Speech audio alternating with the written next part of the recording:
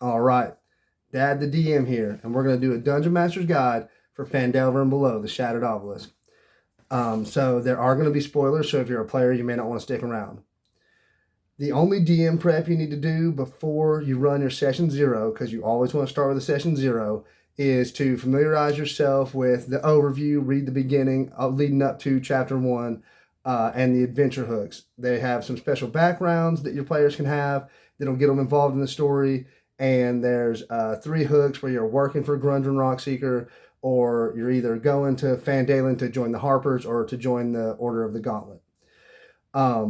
In session 0, talk to your players if they want to have one of those, kind of custom backgrounds, or if they want to have one of those hooks. I would ask your party, talk to them, see what they think.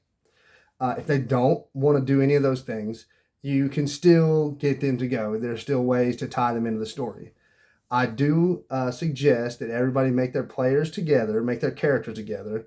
And in my experience, it works a lot better to have at least one connection to one of the other members of the party. So like if you have a group of 4, maybe it's 2 and 2. If it's like 3 or 5, you could have some crisscrossing connections. But to me, it's pretty awkward, even with experienced players, to start out session 1, like the first chapter, and nobody knows each other, because there's almost never really strong reasons why they should stick together. And everybody's like, all right, we're a group now. Let's just go on about our business. So in session 0, have them talk to each other, have them come up with character ideas together, maybe even have, connections in their backstory. But you want them, in my opinion, you usually want your party to already be a party when the story starts. Now, the book starts you out. It says you start out in Neverwinter and you're heading to Phandalin. You're transporting some goods on a cart for this dwarf, Gundren Rockseeker. So, but like chapter 1 really starts when you're already on the road. And spoiler for chapter 1, which I'll get to next video, the first encounter is you're attacked by some goblins. You're ambushed. So this is what I'll say about starting, like where you should start. If you're running for a new group, which I've run for a couple different groups this adventure, if you're running for a new group, I would probably go ahead and start already on the road, like the chapter 1 says, and I would jump right into that first combat to just get everybody's feet wet. Combat has really concrete rules. You're not just going to be standing there staring at people waiting for them to try and roleplay. If you have a more experienced party, I think it would be better probably to start them in Neverwinter. So as part of session 0, figure out what everybody's doing in Neverwinter. And if one or everybody wants to have some reason why they need to get out of the city, that's cool, because it can help push them to chapter 1.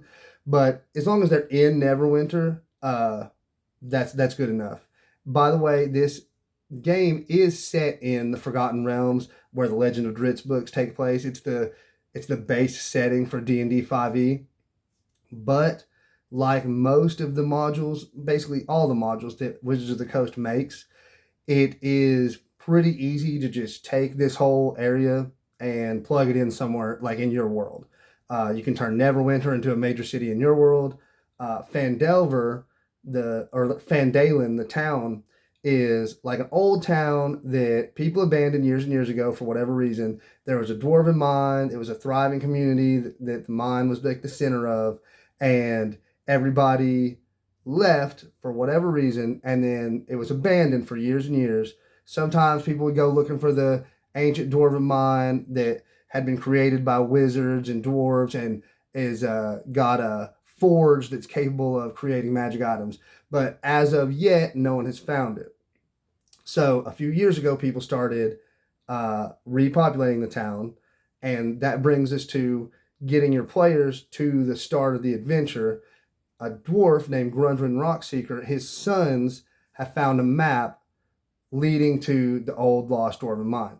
He's not going to tell the players that. So if you have an experienced party, they can start out in Neverwinter, and you have them, you can do start in a tavern, you can do whatever. There's a lot of fun different ways to start adventures.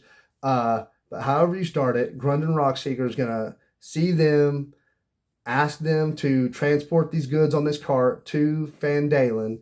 He is in a hurry. He's not going to tell them about the map. He's in a hurry. He's got to get there. And you guys are going to transport the cart. And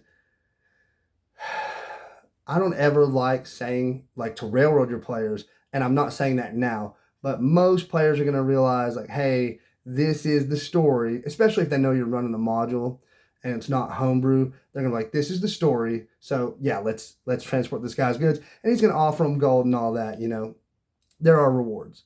So, and if one of your party members needs to get out of the city, perfect chance. So, in session 0, you just need to figure out what they're doing in Neverwinter, how they know each other, kind of tell them about the history of the area, Neverwinter. They've heard of Phandalin, I'm sure, and they may or may not have heard of the mine. That's up to you.